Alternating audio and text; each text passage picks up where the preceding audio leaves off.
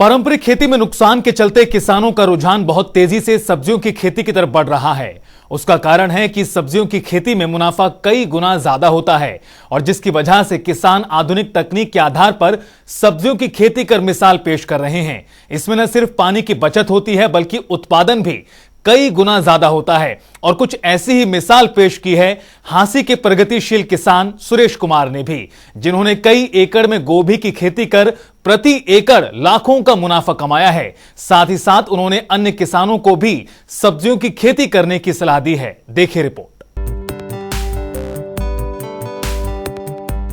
हांसी के गांव ढाणी पिरान में एक ऐसे प्रगतिशील किसान हैं जो गोभी की खेती से प्रति एकड़ सालाना 5 से 6 लाख रुपए की आमदनी गोभी लगाकर हासिल कर रहे हैं। प्रगतिशील किसान सुरेश कुमार ने बताया कि वो पिछले कई सालों से अपने खेतों में गोभी की खेती कर रहे हैं और वो 5 से 6 एकड़ में गोभी लगाते हैं, जिससे सालाना प्रति एकड़ 5 से 6 लाख रुपए की आमदनी होती है। उन्होंने बताया कि वो अकेले ही अपने खेतों में मजदूरी करते हैं और अपनी फसल की देखरेख भी खुद ही करते हैं। किसान सुरेश ने कहा कि पारंपरिक खेती में उन्हें नुकसान हुआ करता था। जब से उन्होंने पारंपरिक खेती छोड़ गोभी लगाई, उन्हें सालाना आय 25 से 30 लाख रुपए होने लगी और वो खुद के दम पर ही ये खेती कर रहे हैं। उन्होंने दूसरे किसान भाइयों से भी अपील की है कि वो भी अपने खेतों में सब्जी की फसल लगाकर अच्छी आमदनी कमा सकते हैं। और सिर्फ फूल गोभी लगाता हूँ हर साल जी, और इससे अच्छी आमदनी होती है और फसलों से बहुत बेटर। तो मतलब कि कितना साल में मतलब टर्नओवर होता होगा इसका? जी 3 महीने का ही सिस्टम है एक फसल का। अब ये लगाई है 15-20 दिन की हुई है, मान लिया अगले महीने में 9वें महीने शुरुआत में चल जाएगी। 9वां और 10वां 2 महीने चलेगी। आमदनी कितनी हो जाती होगी सर? आमदनी इसमें 5 लाख रुपए एकड़ की आमदनी होती है। तो कितने हर साल की कितने एकड़ में आपने फसल लगाई है अभी? 4 एकड़ में लगा रखी है अब मैंने।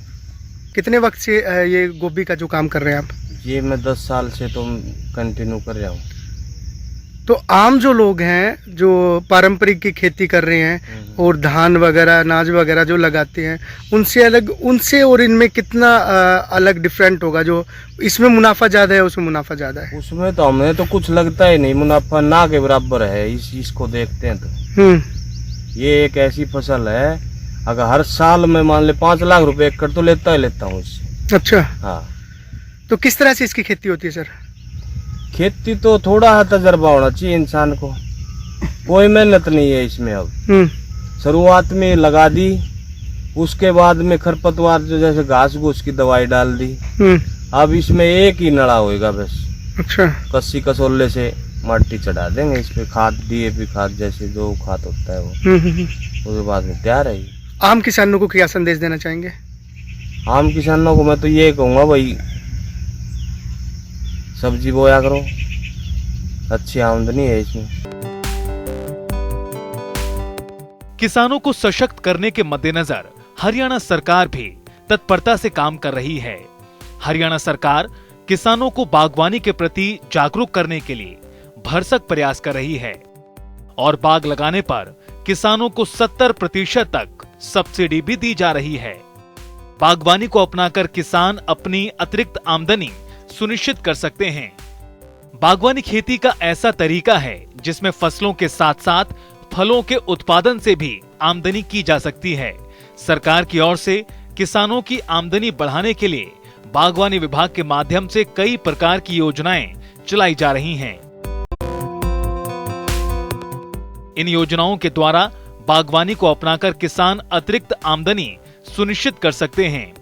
किसानों को बागवानी विभाग की योजनाओं के अनुसार बाग लगाने पर 70% तक सब्सिडी दी जा रही है।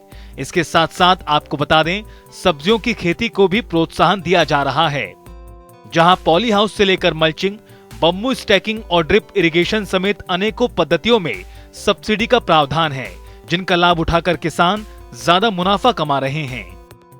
जनता टीवी के लिए हांसी से अनुराग सिंह की रिपोर्ट।